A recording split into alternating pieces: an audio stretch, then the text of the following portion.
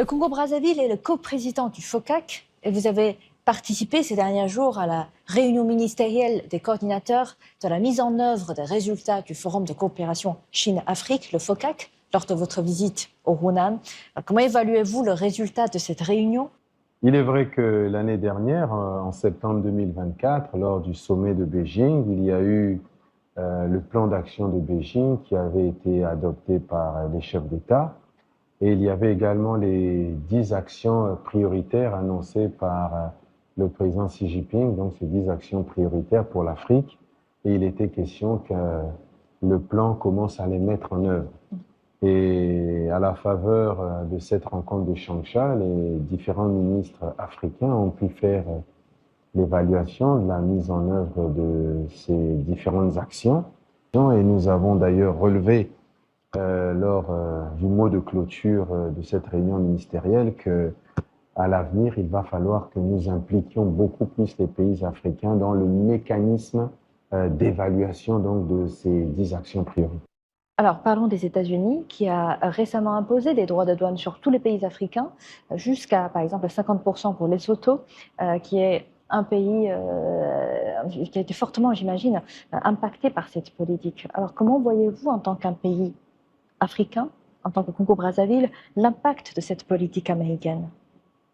Bon, ce que l'on peut dire d'entrée de jeu sans faux fuyant, c'est que cette décision va créer d'énormes bouleversements. Nous pouvons prendre par exemple en premier lieu le bouleversement par exemple de la chaîne d'approvisionnement au niveau donc d'un certain nombre de produits en Afrique, avec des impacts économiques non négligeables qui vont être occasionnés du simple fait de cette décision. Mais si, en tant qu'Africains, nous essayons d'aller peut-être un peu au-delà et de regarder cela différemment, nous pouvons également nous rendre compte que cette décision, en plus du bouleversement donc de cette chaîne d'approvisionnement, peut créer une espèce d'augmentation du bouleversement d'un certain nombre de flux au niveau du continent. Et certains pays africains qui sont, eux, très dépendants d'un certain nombre de matières premières peuvent voir en réalité la volatilité de certains prix s'exercer de manière totalement arbitraire. Et ça, pour nos économies, c'est quand même très dangereux. Maintenant, je vais quand même essayer, dans, on va dire, ce marasme de mauvaises nouvelles, de mettre une espèce de pointe d'optimisme. C'est que cette décision peut peut-être nous pousser aussi à développer un commerce intra-africain et surtout à faire en sorte que aujourd'hui nous essayons de pousser pour aller vers une intégration économique beaucoup plus régionale, beaucoup plus africaine, lorsque un certain nombre de décisions qui sont prises comme celle-là par les États-Unis empêchent à un certain nombre de produits de pouvoir aller sur le continent américain. Donc, poussons à favoriser donc l'intégration régionale africaine. En même temps, la Chine a annoncé une suppression totale, 100% des droits de douane sur les produits importés en provenance de 53 pays africains, dont le Congo-Brazzaville. Alors, comment le Congo-Brazzaville et la Chine, voire l'Afrique et la Chine, peuvent-ils collaborer pour maximiser les avantages à long terme? En réalité, cette question que vous posez est un choix, je dirais d'abord stratégique de la Chine, et je dirais même historique, parce que depuis le début des relations commerciales entre la République populaire de Chine et le continent africain, une telle décision n'a jamais été prise. Et je dirais que c'est même en réalité un défi qui est lancé au continent africain. Pourquoi je le dis?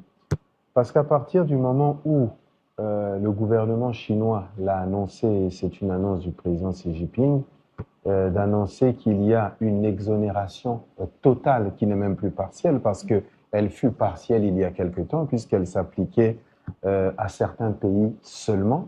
Mais aujourd'hui, cette exonération de droits de douane, elle est devenue globale. Elle concerne tous les pays africains.